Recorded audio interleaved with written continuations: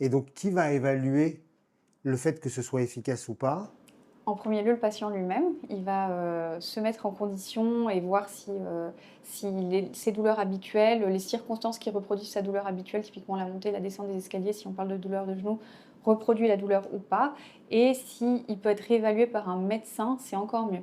Et c'est quoi l'attendu? C'est-à-dire, j'ai mal au genou, en fait, j'imagine que c'est variable, hein, ma question elle est un peu neuneu, mais ça veut dire que à quel moment le patient tout seul, il peut se dire, j'en ai peut-être besoin d'une deuxième, il doit en fait en reparler au médecin généraliste. Mais s'il n'a pas de médecin généraliste, c'est-à-dire si ça a été prescrit par SOS médecin ou par un médecin des urgences, qui ne reverra pas le patient, qui va en fait évaluer cette zone de transition où au bout de 7 jours, il va mieux, mais il a encore mal?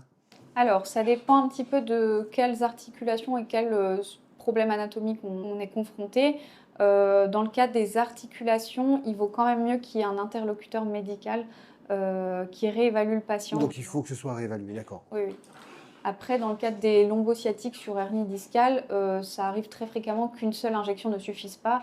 Et là, le patient, il peut lui-même, s'il sait qu'il est soulagé qu'à 20-30%, recontacter directement le radiologue pour avoir une deuxième infiltration pour Donc potentialiser la dose. j'ai presque envie de dire, c'est un sujet qu'il faudrait que vous abordiez au moment de l'infiltration. Tout à fait. Oui, oui, Voilà. tout à fait. Euh, c'est quoi l'attendu quand on met de l'acide hyaluronique, j'ai réussi, dans les c'est quoi l'attendu? J'ai de l'arthrose, mes genoux sont très abîmés, j'ai mal, on décide de mettre de l'acide hyaluronique. C'est quoi le bénéfice que je vais avoir et au bout de combien de temps?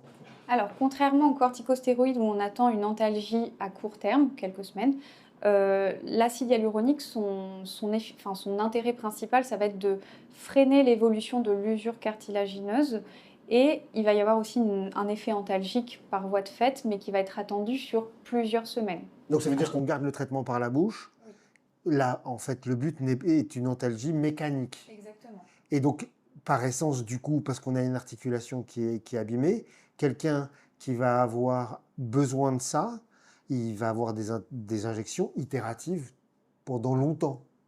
Oui, oui, c'est un protocole à déterminer avec le médecin, notamment le rhumatologue, mais c'est vrai que pour l'acide hyaluronique, on n'est pas sur une logique de j'ai plus mal, j'ai plus besoin. C'est comme le but, c'est vraiment de prévenir l'évolution, enfin freiner l'évolution de l'usure cartilagineuse.